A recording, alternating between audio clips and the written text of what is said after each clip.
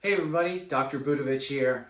I am a chiropractic physician and nutrition guy. I do acupuncture, I do applied kinesiology, all the things that will make you healthier and all the things that will make you feel better. But today I'm not here to talk about that. I'm here to talk about how you can take control of your life through the S.W.E.A.T. And you might be thinking, well, yeah, I know what the S.W.E.A.T is. I do it every day, 90-degree heat. I know exactly what sweat is. I have to go home, take a shower, all that kind of stuff because I sweat. And I'm not going to talk about that kind of sweat. What I'm going to talk about today is an acronym that is S.W.E.A.T. And I'm going to try and keep this simple for you. Some things that you can take away at the end that you can apply and kind of make your life better. My whole goal is to help one person every day. And so if this helps one person, then I accomplished my goal for today. So let's get started. Let's talk about the S, okay? So start with the end in mind.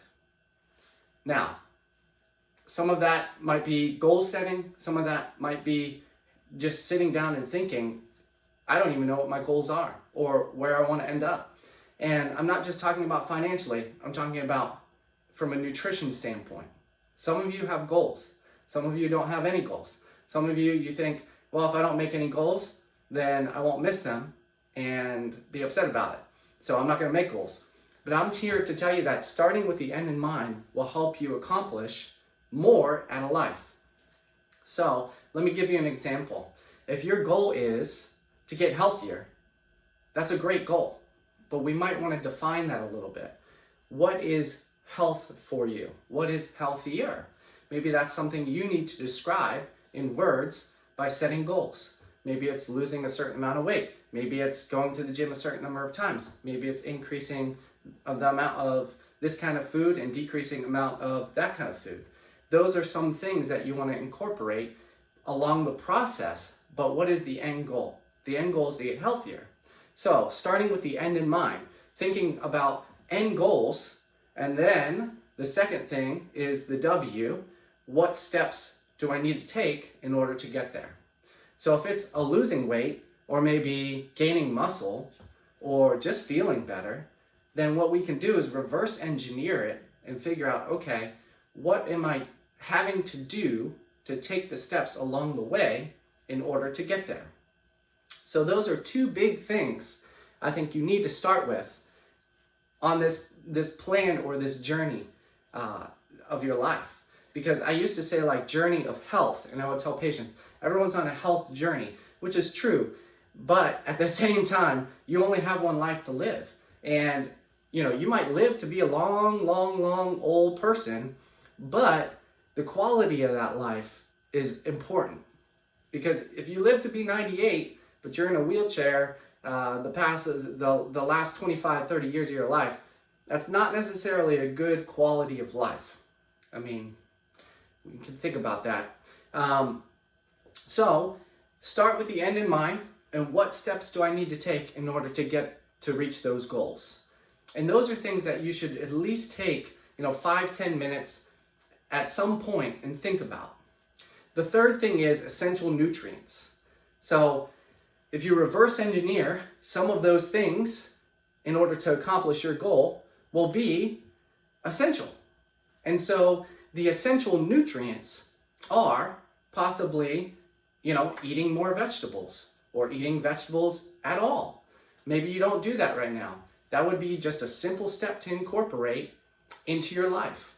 Maybe it's increasing water intake.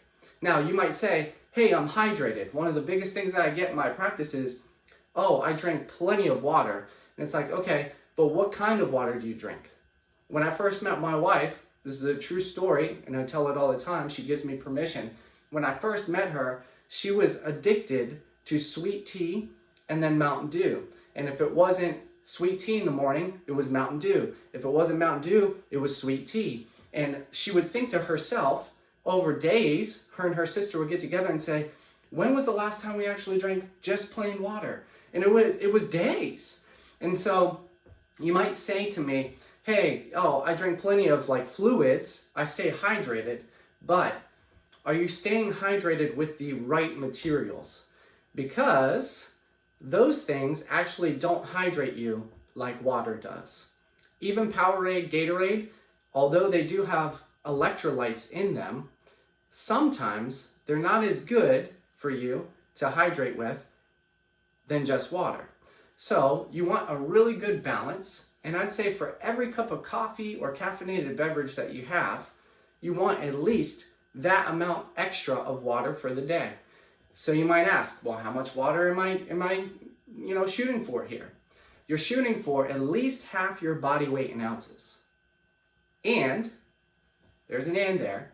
That is if you work in an office setting and don't sweat all the time. For those days where it gets a little bit warmer, you're going to have to increase your water intake. If you exercise, you're going to have to increase your water intake. Well, how much do you increase it? I would say at least 18 ounces, okay? Because you're going to be sweating a lot, and you want to make sure that you're hydrated. The other thing is, can you overhydrate? And that's kind of true as well. So, can you drink too much water? Yes, you can drink too much water, but most of the time, I'd say 98% of the time, people are underhydrated. And that underhydration or dehydration can lead to fatigue, which is tiredness, lack of motivation. It can lead to maybe some headaches or just feeling of blahness. And I found that having patients just drink more water has corrected some of those giant issues in their life. They just weren't getting enough water. It's an essential nutrient. Another thing is, when we make these changes to essential nutrients, okay, and think about the essential nutrients and think about what steps we want to get to the end goals, we have to think, what is going to actually be doable in my life? One reason why I really don't like diets, one is they're inconvenient for people. So based out of that inconvenience, they normally go back to their normal eating habits after it's done. Take, for example, Whole30. For 30 days, you change your diet. A lot of people feel great on it. But then they hit that 30-day goal and they say to themselves, okay, I'm done. And then they go back to the previous lifestyle that they had before the 30 days, disregarding the enjoyment of how they felt being on Whole30.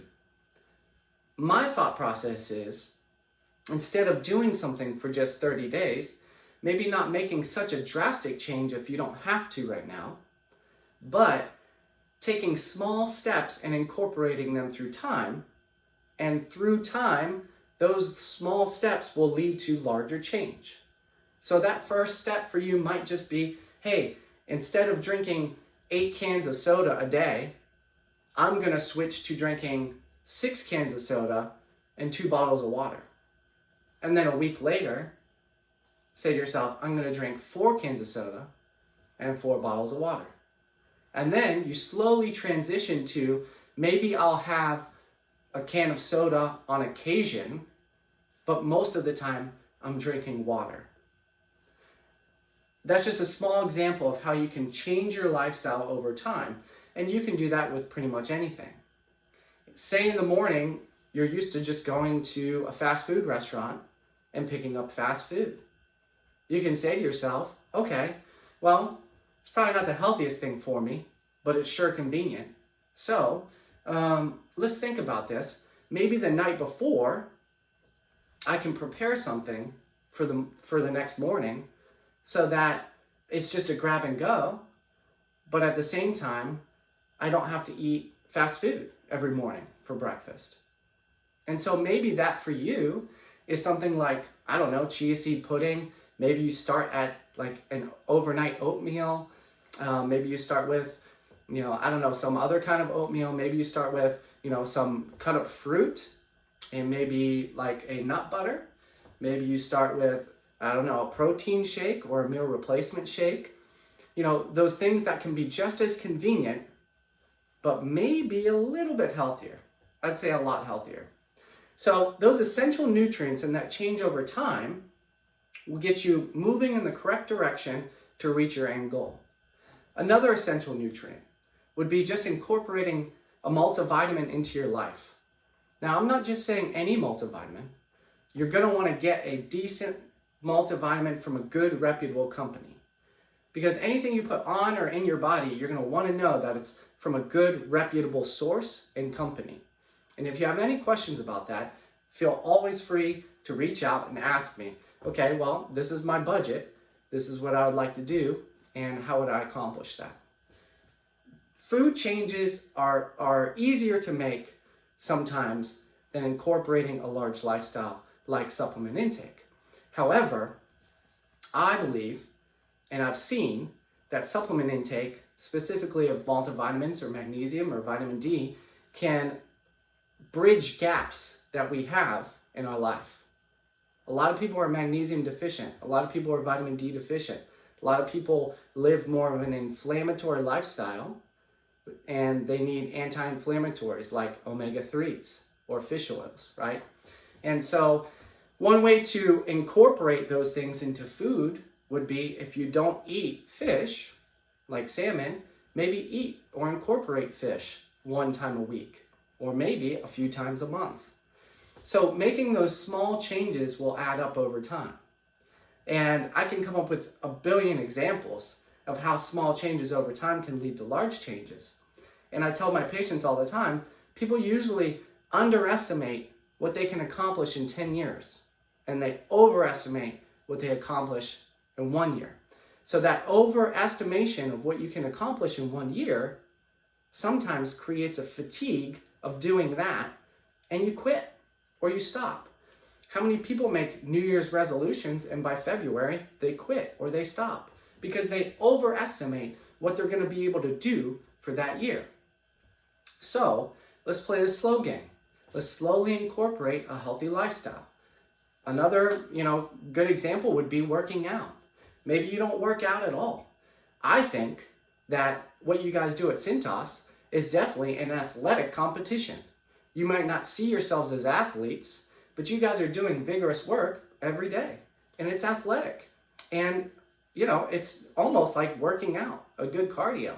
However, when patients come into me and they say, hey, Dr. Budovich, I've been walking 3 miles a day for the past 3 years, I say, that's wonderful. That's wonderful. But let's change it up a little bit.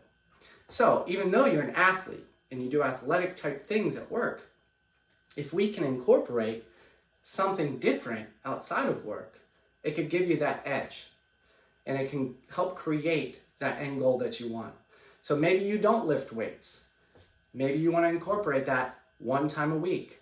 And maybe you can't get to the gym for an hour in the week. Maybe you get to the gym too much during the week. And I know a few of you do. But if you don't get to the gym at all, what you can do to start establishing that habit is just going for a short amount of time. Maybe you start with 2 days a week and you go there for 15 minutes and you do a small 15-minute routine. Slowly but surely, it becomes a part of your life. You enjoy it. And then you want to go more and for a longer period. So you might increase that 3 times a week for 30 minutes. Does that make sense? I hope it does. So incorporating those small changes to get to that end goal, starting with the end in mind. What steps do I need to get there? Essential nutrients. A is for accountability. If you want to go long, you go long. If you want to go for a long time, then you go as a group.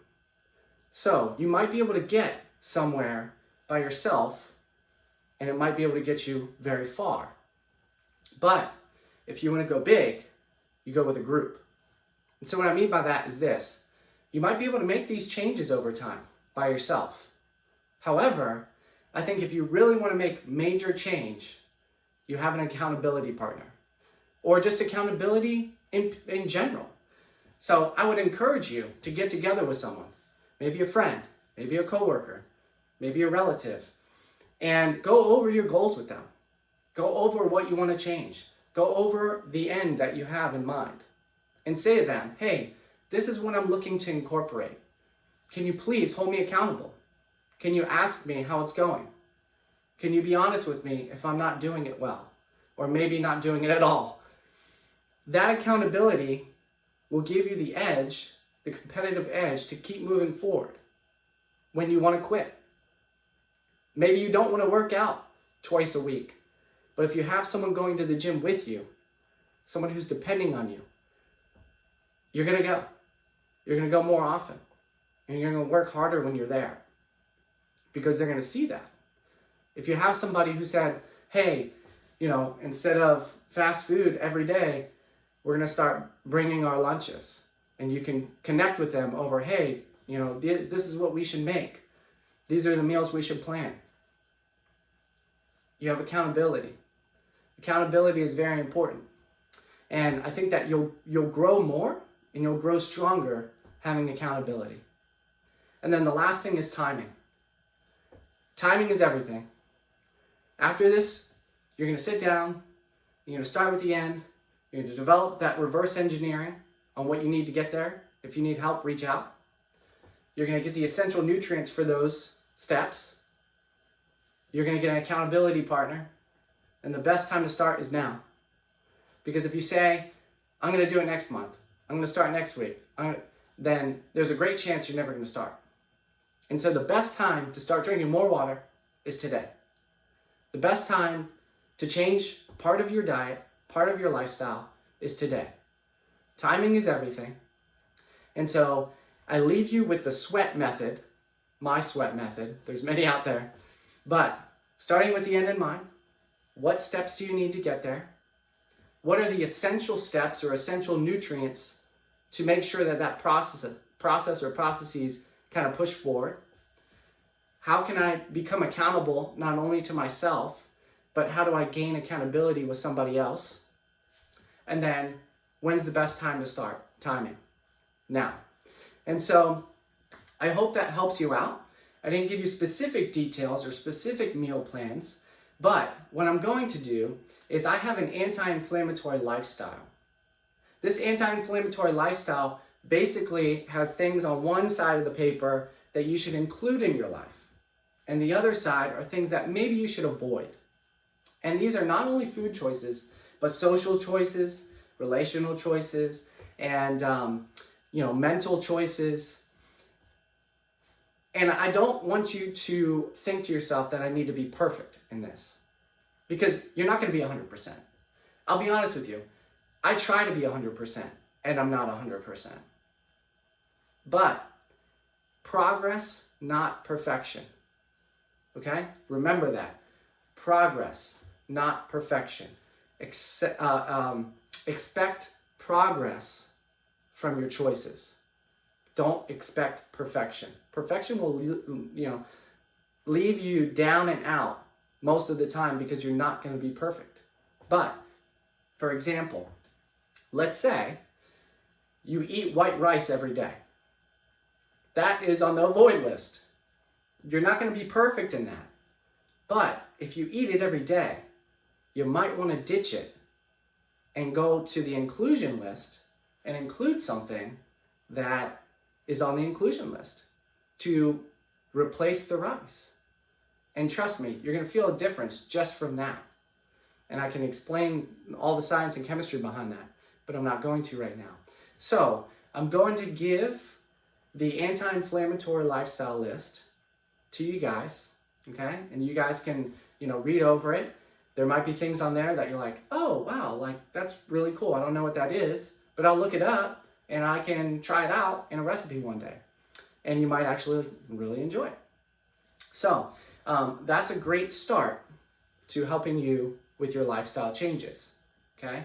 And I think that's about it. I'm running out of time, and thank you so much for allowing me to come talk to you. I hope I kept your attention with S.W.E.A.T, and I also hope that if you do have any questions, find me, email me, and I would gladly help you to change your lifestyle and help one person every day. So thank you, Dr. B, signing out.